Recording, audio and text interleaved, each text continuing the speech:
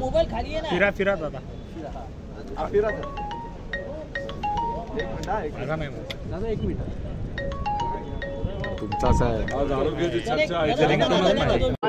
दादा, आज देखील तुम्ही शर्ट नवीन घालून आलेला आहात, त्याच्यावर मेसेज एक देताय, काय नेमकं सरकारला आता काय सांगायचं? सरकार शिक्षक भरती हे लवकरात लवकर व्हावी आणि नुसतं नावापुरती 20,000 न करता 60,000 पदं ही शिक्षक भरतीची रिक्त आहेत, ती पूर्णपणे भरावीत। प्राध्यापक भरतीची पदंसुद्धा अनेक वर्षांपासून रिक्त आहेत, ती भरावीत। खरं तर केसरकर साहेबांनी गेल्या 2 अधिवेशनामध्ये फक्त शब्दच दिलेत, शब्दाशिवाय दुसरं काय मिळालेलं नाही। आणि त्याच्यात बोलत असताना मध्ये जर आपण बघितलं, कॉन्ट्रॅक्टवर काही लोकांना ह्यांनी घेतलं आहे, जे माजी शिक्षक आहेत, जे रिटायर झालेले आहेत। त्यामुळे ह्या सरकारचं खऱ्या अर्थाने काय चाललं आहे हेच कळत नाही। त्यामुळे उगाच वेळ न घालवता आता आचारसंहिता लोकसभेची लागू शकते, त्याच्या आधी 60,000 शिक्षक भरतीच्या ॲड निघाल्या पाहिजे। त्याच्याचबरोबर जे काही पेंडिंग प्राध्यापक भरती तीसुद्धा व्हावी, यासाठी हे जे काही जॅकेट आहे ते घातलेलं आहे। त्याच्याचबरोबर समूह शाळा योजना ही आता स्थगित करावी, माघार घ्यावी आणि त्याच्याचबरोबर जे काही दत्तक पालक योजनेचं नवीन भूत या सरकारने आणलेलं आहे प्रायव्हेट लोकांना सहकार्य करण्यासाठी, ते सुद्धा मागे घ्यावं। हे सगळे मुद्दे आम्ही युवा संघर्ष यात्रेत घेतलेले होते आणि हे टी शर्टवर हे लिहिलेले आहेत। सर, काल छगन भुजबळांनी पुन्हा सरकारवरती ताशेरे ओढलेले आहेत आरक्षणावर, कसं बघताय? संविधानिक पद सोडा, म्हणजे काय करायचं करा।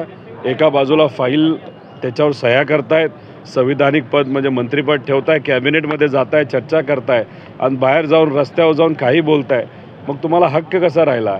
सरकारमध्ये आहात ना, मग जबाबदारी घ्या।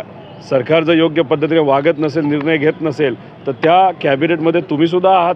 त्यामुळे सरकार जेव्हा आम्ही बोलतो तर तुम्ही पण सरकारमध्ये आहात। जो काही चुकीचा निर्णय हे सरकार घेतं त्याला तुम्हीसुद्धा जबाबदार आहात आणि जबाबदारी घ्यायची नसेल तर सरकारमधून बाहेर पडावं आणि मग बघूया उद्या काय होतं। काल म्हटलं मनोज जरांगे पाटील यांनी की आरक्षण मिळत नाही तोपर्यंत जे शिक्षक भरती किंवा काही भरती आहे ते घ्यायची नाही सरकार।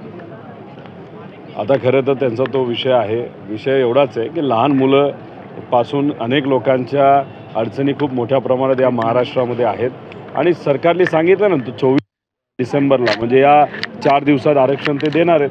त्यामुळे आरक्षण दिल्यानंतर विषयच राहत नाही, त्यामुळे अपेक्षा करूया 24 तारखेला आरक्षण देतील।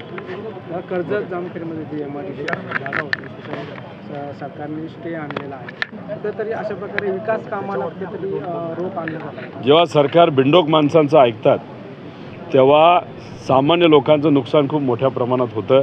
माझ्या मतदारसंघामध्ये हेच होतं आहे, एका बिंडोक व्यक्तीचं ऐकता सरकार एवढ्या लेवलला गेलेलं आहे की ते विकास विसरून गेलेले आहेत। आणि माझ्याच मतदारसंघातला हा विषय असा नाही, अख्ख्या महाराष्ट्रामध्ये हीच परिस्थिती आहे।